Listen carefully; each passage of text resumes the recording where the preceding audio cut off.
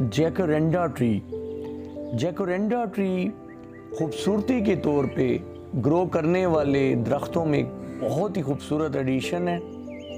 इस पर आने वाले फूल जो कि गर्मियों के शुरू में इस पर आना शुरू हो जाते हैं और उनका कलर बिल्कुल वैसे जैसे वेस्टेरिया प्लांट के फूलों का कलर होता है, ब्लूइश पर्पल। तो इस पे लेवेंडर पर्पल कलर के बहुत खूबसूरत वेलवेट टाइप फ्लावर्स आते हैं और अपने पत्तों की फर्न नुमा शेप की वजह से बहुत ज़्यादा पसंद किया जाता है, इसलिए इसे फर्न ट्री भी कहा जाता है। अगर इसे प्रॉपर स्पेस प्रोवाइड की जाए, सैंडी सॉइल या भल वाली मिट्टी, फुल सन में ग्रो किया जाए तो ये बहुत टॉल ट्री की शक्ल ले लेता है। जब इस ट्री पर भरकर फ्लावरिंग होती है तो देखने का नज़ारा बहुत ही दिलकश होता है। और जब इसकी पत्तियां ज़मीन पर गिरती हैं, ग्राउंड पर गिरती हैं, तो नीचे सड़क का ब्लूइश होना बहुत ही खूबसूरत मंजर देता है। और इसकी पत्तियां लंबी लंबी पर्पल ब्लूइश बहुत खूबसूरत देखने में और इस तरह से लुक देती हैं। हल्की हल्की स्वीट सी हनी जैसी स्मेल आती है। कुछ ममालिक में तो इसे गुड लक प्लांट के तौर पे भी ग्रो किया जाता है और कुछ ममालिक में समझा जाता है कि अगर इसकी पत्तियां हेड पर, सर पर गिरें किसी के, तो एक फॉर्चून का सिंबल है। बहरहाल इसकी ये पत्तियां, इसके फ्लावर बहुत खूबसूरत लगते हैं।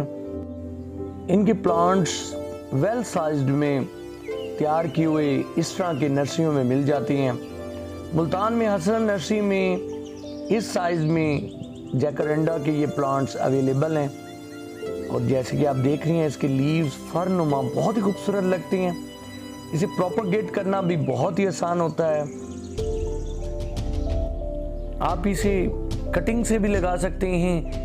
6 इंच की वुडी इसकी कटिंग ले लें तो उससे भी ये आसानी से ग्रो कर जाता है।